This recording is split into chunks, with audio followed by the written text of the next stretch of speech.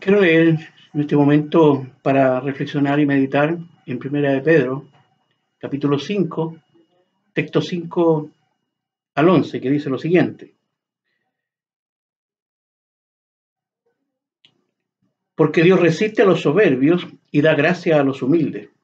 Humillaos pues bajo la poderosa mano de Dios para que Él os ensalce cuando fuere tiempo, echando toda vuestra solicitud en Él, porque Él tiene cuidado de vosotros.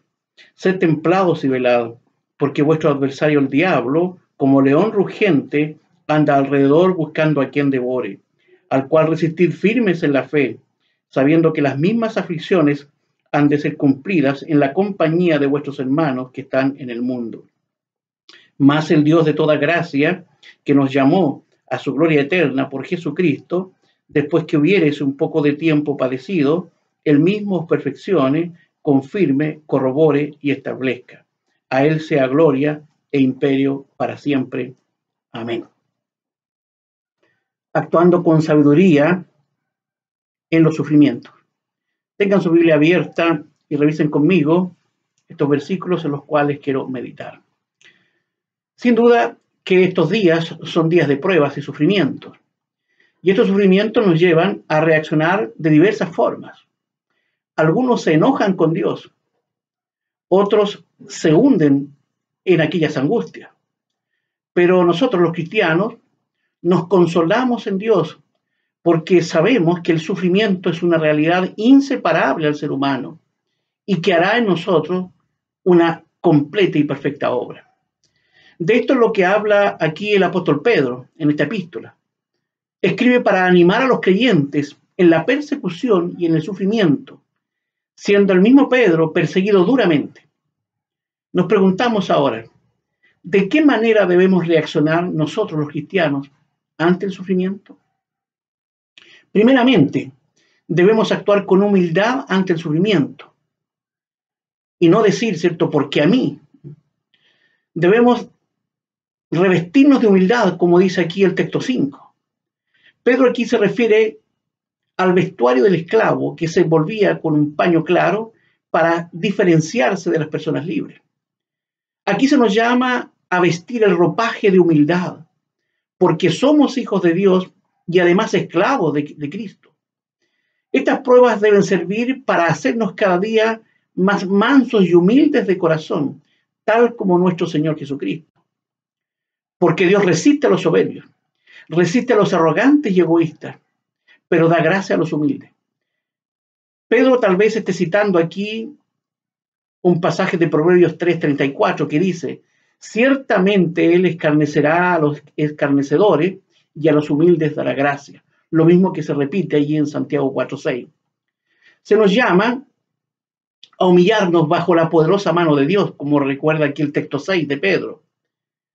No solo ante otro debemos humillarnos, sino por sobre todo ante nuestro Dios, porque somos seres insignificantes.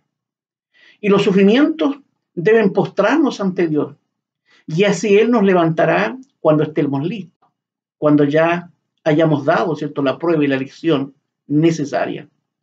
Dice que Dios nos ensalzará cuando fuere tiempo. Dios nos quiere fuertes ante las pruebas, sabiendo que Él no nos probará más allá de nuestro límite y capacidad, y que llegado el tiempo de Dios, Él nos levantará y nos dará la victoria final. Se nos llama a descansar en Dios, según el texto 7, echando toda vuestra solicitud en Él, porque Él tiene cuidado de vosotros. Dice además el Salmo 55:22, echa sobre Jehová tu carga, y Él te sustentará, no dejará para siempre caído al justo. Así que echemos las cargas rápido y de una vez sobre el Señor, porque la ansiedad nos debilita y demuestra finalmente una falta de confianza. Pero si usted duda, usted sigue llevando sus cargas y preocupaciones personalmente. Por lo tanto, le llamo a ponerlas sobre Dios. Dice el Señor en Hebreos 13:5, porque Dios dijo, no te desampararé ni te dejaré, de tal manera que digamos confiadamente, el Señor es mi ayudador, no temeré lo que me hará el hombre. Que esta sea nuestra propia experiencia. Segundo, debemos ser además vigilantes en el sufrimiento. Se nos llama aquí, en esta epístola, a ser templados y velar, a tener dominio propio y a vigilar nuestra propia vida. Se nos llama a tener control cristiano ante lo difícil, a tener la rienda de nuestra vida bajo control, para ver la realidad con una mente cristiana clara y nítida. Se nos llama a estar en vigilancia y en preparación para responder a las influencias externas que hoy atentan contra nuestra tranquilidad. Y además, ¿cierto? Debemos estar velando porque tenemos un adversario, el diablo, según nos recuerda aquí el texto 8. Satanás es nuestro antídicos, es decir, nuestro adversario, que nos acusa ante Dios. Es el príncipe de este mundo, que lo tiene en un caos generalizado. Es además el calumniador, que transforma la verdad de Dios en mentira. Es el león rugiente que busca a quien devorar. Pero los creyentes no vivimos aterrados, porque tenemos protección. Tenemos toda la armadura de Dios para enfrentar la adversidad y los poderes de estas tinieblas. ¿Qué podemos hacer ante los ataques del diablo? Se nos dice aquí que debemos estar alertas y vigilantes, con los ojos del alma abiertos sin bajar la guardia. Se nos llama a resistir firmes, como dice el griego, estéreos, sólidos, unidos contra Satanás, en un sentir, en un pensamiento, en una voz y en una sola acción. Se nos llama a estar firmes en la fe, creyendo y confiando en el poder y en la victoria que el Señor nos dará. Así que, hermanos, no estamos solos. Dios nunca abandona a su pueblo y a sus hijos. En tercer lugar, debemos soportar fraternalmente el sufrimiento. Dice Pedro aquí, sabiendo que las mismas aflicciones han de ser cumplidas en la compañía de vuestros hermanos que están en el mundo. Nos llama Pedro aquí, desde nuestras propias aflicciones, a pensar fraternalmente en otros cristianos que también están padeciendo, igual que nosotros. Nos llama a orar por ellos, por las familias, a orar por las iglesias, a orar por tantas almas perdidas en este mundo y tantos que ya han muerto. Nuestras aflicciones son solo parte del martirio cristiano mundial de los últimos tiempos. Son, como dice la Escritura, estos principios de dolores. Así que no debemos esperar solo el final del sufrimiento, sino por sobre todo debemos esperar que el propósito y la meta del sufrimiento pueda ser cumplido en nosotros. En cuarto lugar, Pedro aquí nos llama a orar en medio de nuestro sufrimiento, como dice el texto 11. Esta es una hermosa oración de Pedro, y cada palabra aquí de su oración es muy significativa. Dice aquí Pedro, el Dios de toda gracia. Se nos recuerda que solo Dios es la fuente, poseedor y el dador de toda gracia para sus hijos. Dice Pedro aquí que nos llamó a su gloria eterna por Cristo. Este llamar no es una simple invitación, no es un llamado cualquiera.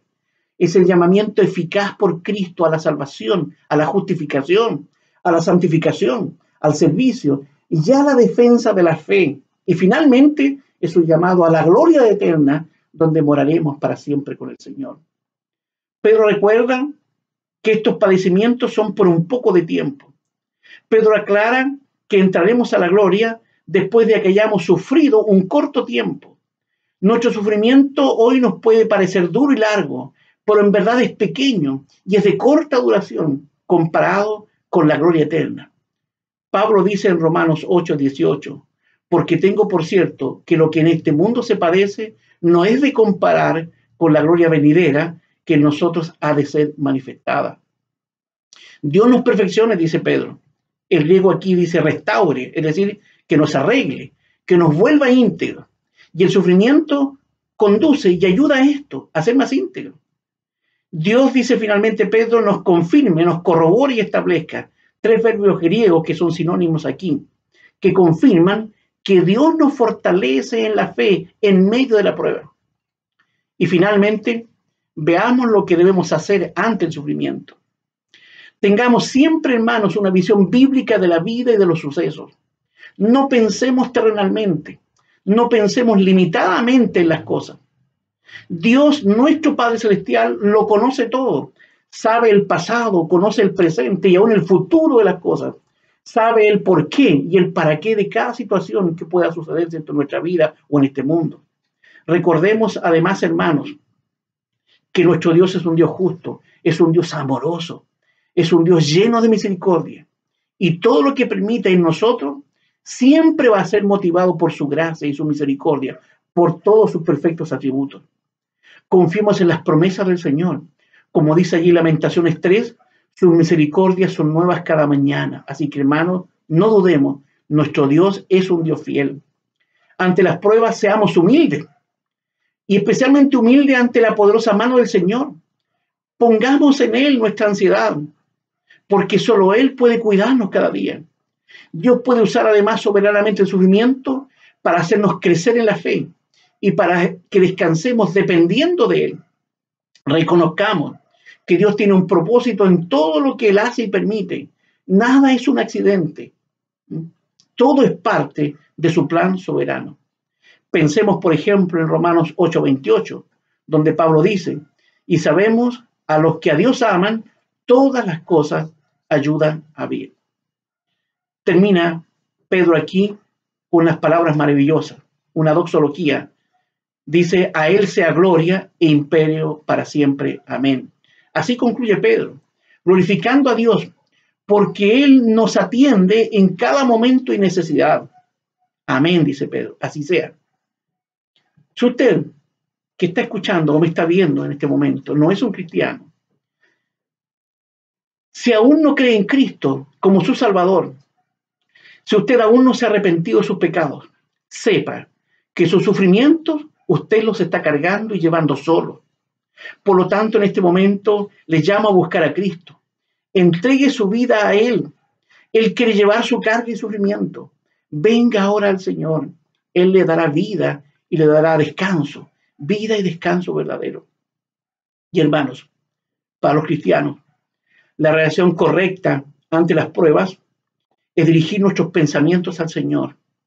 Y no importa qué suceda, ni cuánto sea el sufrimiento, el Señor sabe lo que está haciendo. Y muchas veces el sufrimiento es el método escogido por Dios y a veces el único para madurarnos y para bendecirnos como creyentes, como familia y como iglesia. Quiero terminar, hermanos, con las últimas palabras de Pedro en este capítulo. Y es mi sincero deseo para ustedes. Me refiero al versículo 11, que dice, paz sea con todos vosotros los que estáis en Jesucristo. Amén.